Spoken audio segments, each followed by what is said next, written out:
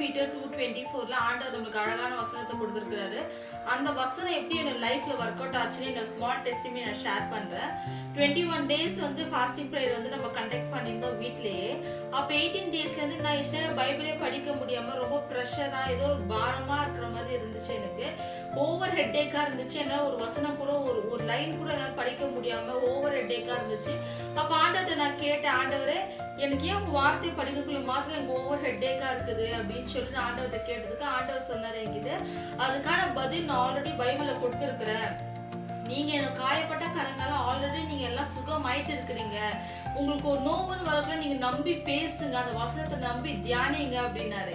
அப்போ அதுக்கு நான் மெடிடேட் பண்ண ஆரம்பிச்சேன். ஆனா வந்து என்னுடைய பாடியில ஒர்க் அவுட் ஆகாம இருந்துச்சு. அப்புறம் ஆண்டவர்கிட்ட மறுபடியும் பேசினேன், ஆண்டவர் எனக்கு அது ஒர்க் அவுட் ஆகலையே, நான் என்ன பண்றது அப்படின்னு சொல்லிட்டு நான் ஆண்டவர்கிட்ட கேட்டு திருப்பி. அப்ப ஆண்டவர் சொன்னா, நீ நம்பி அந்த நோக்கிட்ட பேசு அப்படின்னாரு.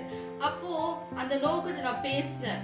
நோவே உனக்கு இந்த பாடியில அதிகாரம் கிடையாது, இது கிறிஸ்துவனுடைய பாடி, கிறிஸ்துக்கு மாத்திரம் தான் அனுமதி, பூர்ண சுகம் உள்ளவர் எனக்குள்ள இருக்கிறாரு, நோவுக்கான அனுமதி இந்த உடம்புல கிடையவே கிடையாது, கிறிஸ்துக்கு மாத்திரம் தான் அனுமதி, எந்த ஈவில் ஸ்பிரிட்டுக்கு இந்த உடம்புல அனுமதி கிடையவே கிடையாது, எந்த நோவு நொடிக்கு அனுமதி கிடையாது. இயேசுவின் நாமத்துல நான் அதை கட்டளையிட்டேன், அது என்னட்டு வெளியே இருந்த நான் விசிபிளா நான் பார்த்தேன். அப்ப எனக்கு தோணுச்சு, அப்ப நம்ம நம்பி சொல்ல அறிக்கை இடாதால் தான் இவ்வளவு பிரச்சனை. அப்ப நம்பி நம்ம சொல்லும் பொழுது அது வந்து நம்மளை விட்டு அது ஈஸியா வெளியேறுது அப்படின்னு சொல்லிட்டு நான் அதை உணர ஆரம்பிச்சேன்.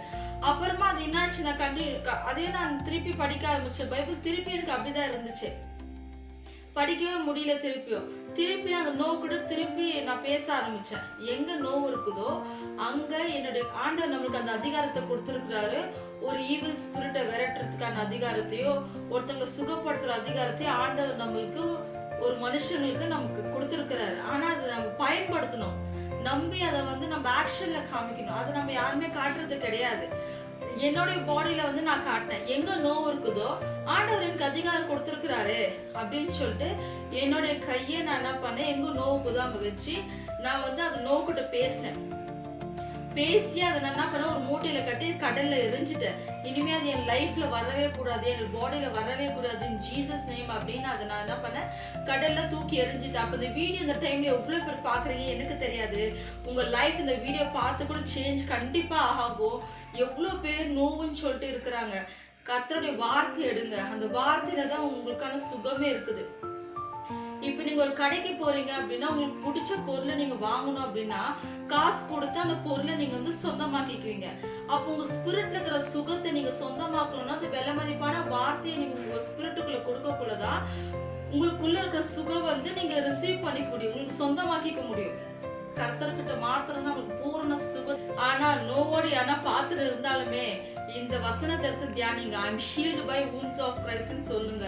எங்க நோவுக்குது தான் நீங்க ஆண்டவர் எனக்கு அத்தாரிட்டி கொடுத்திருக்கிறாரு, எங்க நோக்குதான் கையை வச்சு பேசுங்க, அந்த நோவுகிட்ட பேசுங்க. நீங்க விசுவாசத்தோட நீங்க பேசும்போது கண்டிப்பா அது உங்களை விட்டு வெளியேறும். ஆண்டவர் பூர்ண சுகத்துள்ள வாழ்க்கை உங்களுக்கு ஆண்டவர் கொடுப்பார். Praise God. Amen.